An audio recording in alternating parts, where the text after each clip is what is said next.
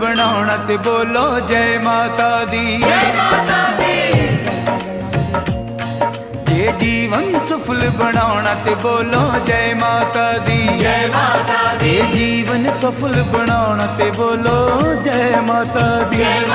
ਜੇ ਮਾਂ ਦਾ ਦਰਸ਼ਨ ਪਾਉਣਾ, ਜੇ ਮਾਂ ਦਾ ਦਰਸ਼ਨ, ਜੇ ਮਾਂ ਦਾ ਦਰਸ਼ਨ ਪਾਉਣਾ ਤੇ ਬੋਲੋ ਜੈ ਮਾਤਾ ਦੀ। ਜੇ ਜੀਵਨ ਸਫਲ ਬਣਾਉਣਾ ਤੇ ਬੋਲੋ ਜੈ ਮਾਤਾ ਦੀ।